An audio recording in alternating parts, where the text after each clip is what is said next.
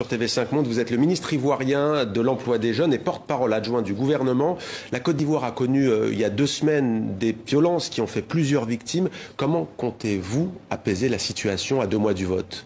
Écoutez, nous déplorons ces violences qui sont de l'opposition, de groupes minoritaires de l'opposition, qui en violation de toutes les règles liées à l'état de droit, ont essayé d'empêcher les populations de vaquer à leurs occupations. Il y a des groupes qui se sont affrontés, donc par définition, s'il y a 2 blocs qui s'affrontent, c'est qu'il n'y a pas forcément l'un seul qui est responsable. Il n'y a pas eu d'affrontement de 2 groupes. Il y a eu une certaine opposition qui a décidé de faire des manifestations sans requérir aux procédures en la matière, sans accord préalable. Et nous avons assisté à une sorte de guérilla dans les rues d'Abidjan, des casses, des pillages de certains commerces, des tueries. Il y a eu mort d'hommes que nous déplorons. Parmi les opposants. Hein. Non. Vous prenez Daoukro par exemple. À Daoukro, les 2 premières victimes ne sont pas de l'opposition. Vous avez un étranger, un Aoussa qui a été tué, et puis vous avez un militant du RHGP qui a été tué. Donc vous nous dites qu'il n'y a eu aucune victime du côté des opposants à votre gouvernement? Les enquêtes vont déterminer. Je ne dis pas qu'il n'y a aucune victime du côté de l'opposition, mais je dis que les principaux responsables de ces actes de violence, dans le contexte que nous connaissons, c'est d'abord cette opposition qui a décidé de se mettre dans une logique anti-démocratique. Alors on va poursuivre. Notre correspondant s'est rendu, monsieur le ministre, il y a quelques jours à Bonoua, après des affrontements entre différentes communautés. La tension, vous allez le voir, reste palpable. C'est un reportage de Cléophas Mossala et Antoine Delpierre. Depuis les affrontements, Bonoua s'est relevé. Mais la ville n'a pas encore pansé ses plaies. Ici, les mobilisations contre la candidature du président Alassane Ouattara ont provoqué la mort d'un jeune homme et d'importants dégâts. Dans les rues, les traces des violences entre manifestants sont encore bien visibles. Après le commissariat et la gare, c'est une société de cars et le marché qui ont été incendiés le 21 août dernier. Certains ici ont tout perdu. Cette voiture-là, ce n'est pas une voiture de 200 000, c'est des millions qui sont là. Donc avec ça, là, quand on regarde ça, les matins on vient, on regarde, on a mal au cœur. On est fatigué. Nous sommes à la situation de Bonoua. Pourquoi? On est étranger. Tu es bêté, tu es guéri, mais tu es étranger. À la faveur des oppositions d'ordre politique, les rivalités intercommunautaires ressurgissent. Considéré comme un des bastions historiques de l'opposition pro-Gbagbo, Bonoua connaît un violent regain de tension. Et même si le calme est revenu, la méfiance entre communautés abourées et malinquées persiste. Au marché, les commerçants appellent à la réconciliation. On a tout perdu ici. Parce que c'est ça qu'on fait pour nourrir nos familles. Et puis, on prend aussi pour payer nos maisons, pour payer l'électricité. Et puis, bon, on a tout perdu. Donc, sincèrement dit, moi, je voulais demander à les jeunes à bourrer et puis les djoula, ils n'ont qu'à laisser tomber tout ça. Parce que si ça continue là, on ne sait pas comment on va faire. D'après les habitants ici, il faudra du temps pour apaiser les tensions. L'intensité des affrontements et le coût des dégâts engendrés par les violences rendant d'autant plus difficile le dialogue entre communautés. Mamadou Touré, est-ce que ce n'est pas un échec, ce à quoi on assiste, de la politique de réconciliation nationale voulue et portée par le président Alassane Ouattara? Écoutez, nous avons eu une grave crise post-électorale en 2010. Depuis 10 ans, le président Ouattara s'est attelé à rétablir cette situation. Beaucoup d'avancées au niveau économique, au niveau social, tout le monde s'accorde à le dire. Beaucoup de gestes de réconciliation posés, libération des détenus de la crise post-électorale dont Simone Gbagbo, retour des réfugiés, dégel des avoirs.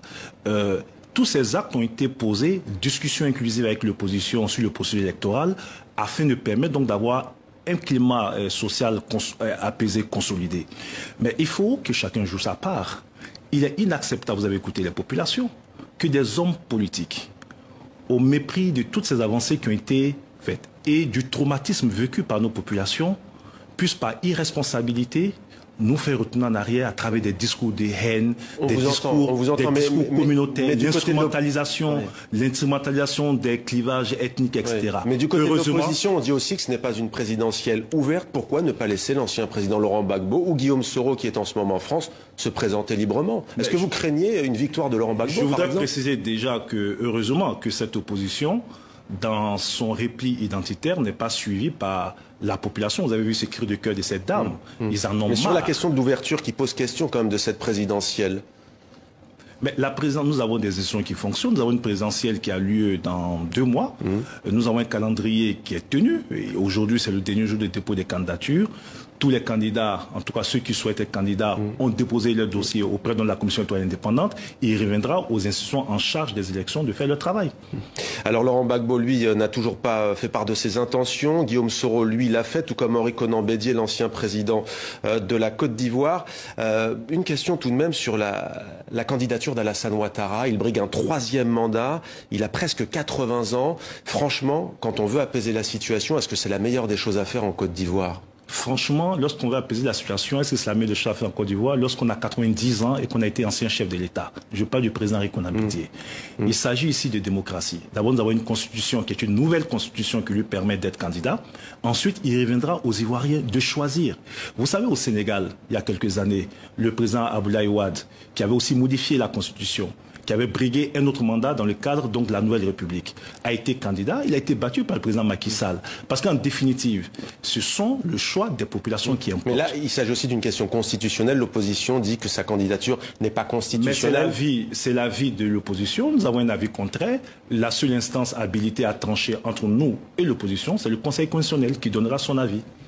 Quel est l'enjeu, selon vous, de cette présidentielle, vous qui êtes ministre de l'Emploi des Jeunes, au-delà de la question de la pacification du pays? Mais c'est tout l'intérêt du débat actuel. L'enjeu pour nous, en tout cas, pour notre famille politique, c'est déjà la consolidation de nos acquis en 10 années de gouvernance. La Côte d'Ivoire a réalisé des progrès énormes.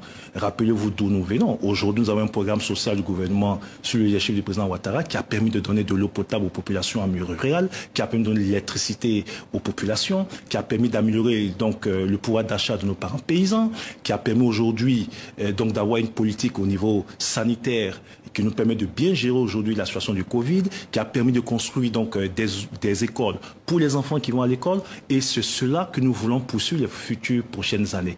Et c'est d'ailleurs pour cela que nous dénonçons la pauvreté du débat politique, parce que ces leaders politiques qui veulent tous être présidents, qu'est-ce qu'ils proposent? En un mot pour finir, est-ce que vous engagez à ce que l'opposition puisse avoir les candidats qu'elle souhaite à cette présidentielle? Mais il est libre à l'opposition de choisir les candidats qu'elle veut. Ce que nous souhaitons, c'est d'avoir... Sans leur mettre d'obstacles? Mais écoutez, les obstacles ne sont pas de notre fait. Nous n'avons aucun obstacle. Nous allons affronter à ces élections tous ceux qui seront donc nos adversaires. Au niveau de vue, nous avons un bilan. Et d'ailleurs, tous ceux qui prétendent vouloir gérer ce pays ont géré ce pays et on sait ce qu'ils ont fait. Donc, ça sera une comparaison de bilan contre bilan. Merci. Et nous avons de réelles perspectives pour ce pays. Et c'est là que le débat devait se faire et non l'instrumentalisation de populations à des fins communautaires. Merci beaucoup, Mamadou Touré, d'avoir répondu à nos questions. Je rappelle que vous êtes porte-parole adjoint du gouvernement ivoirien et ministre également. Merci à vous. Merci beaucoup.